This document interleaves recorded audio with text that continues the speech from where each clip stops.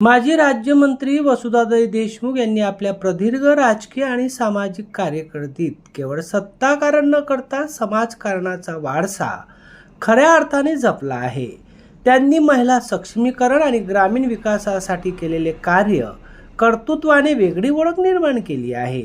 त्यांचे कार्य आणि अनुभव आजच्या तरुण पिढीसाठी एक दीपस्तंभासारखे प्रेरणादायी आहे, असे गौरवपूर्ण उद्गार अमरावतीचे पालकमंत्री व महसूल मंत्री चंद्रशेखर बावनकुळे यांनी काढले। सामाजिक आणि राजकीय क्षेत्रातील प्रदीर्घ योगदानाबद्दल वसुधाताई देशमुख यांना श्री संत ज्ञानेश्वर सांस्कृतिक सभागृह येथे आयोजित सोहळ्यात जीवन गौरव पुरस्कार देऊन सन्मानित करण्यात आले। त्यावेळी पालकमंत्री बोलत होते।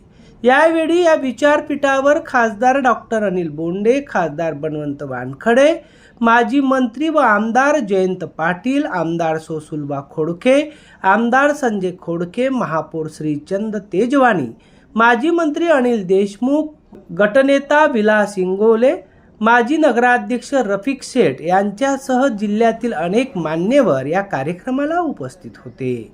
पालकमंत्री बावनकुळे यांनी ग्रामीण भागाचा विकास, महिला सक्षमीकरण हे वसुधाताईंच्या कार्याचे मुख्य केंद्रबिंदू राहिले असल्याचे ते म्हणाले। यावेळी विदर्भाच्या विकासासाठी वसुधाताई आयुष्यभर झटल्यात आणि वसुधाताईच्या माध्यमातूनच विविध शैक्षणिक, सामाजिक आणि विकास गतिमान झाला। वसुधाताई देशमुख यांना हा जीवन गौरव पुरस्काराने सन्मानित करण्यात आले। यावेळी अमरावती जिल्ह्यातील चिखलदरा तालुक्यातील दह्यांद्री गावीतील रुक्मिणी या मुलींच्या नवीन वसतिगृह यांचे ऑनलाईन उद्घाटन करण्यात आले। तर वसुधाताईच्या जीवन प्रवासावर आधारित वसुधा या कादंबरीचे प्रकाशन सुद्धा करण्यात आले। यावेळी संस्थेचे सचिव अभय देशमुख सह संस्थेचे पदाधिकारी तथा शिक्षक, शिक्षकतर कर्मचारी व अमरावती जिल्ह्यातील विविध क्षेत्रातील मान्यवर प्रामुख्याने या कार्यक्रमाला उपस्थित होते। अनेक लोक राजकारणात जगतात, राजकारणात राहतात, पण 80% राजकारण करतात, 20% समाजकारण करतात। पण राजकारणात राहून, यशस्वी राजकारणात राहून 80% समाजकारणाने 20% राजकारण करणारी व्यक्ती ही खऱ्या अर्थाने वसुधाताई देशमुख आहे। आणि म्हणून त्या ठिकाणी खऱ्या अर्थाने आपण सर्व या कार्यक्रमाला हजर झालो आहे। या ठिकाणी अनेक लोकांनी वाढलं असेल, त्यांच्या जीवनामध्ये त्यांनी सुरुवातीपासून संघर्ष केला।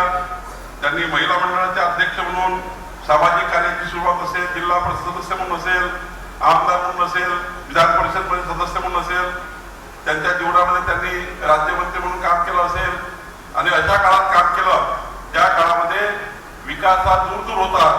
पण त्या काळात जे पद त्यांना मिळाले आहेत, पीडब्ल्यूडी मंत्री असेल, जलसंपदा मंत्री असेल, अर्थमंत्री असेल, जे पद त्यांना मिळाले त्या पदातनं त्यांनी आपल्या विदर्भाकरता, आपल्या अमरावतीकरता, आपल्या नागपूरकरता जे काही करता येईल ते करण्याचा प्रयत्न त्यांनी केला।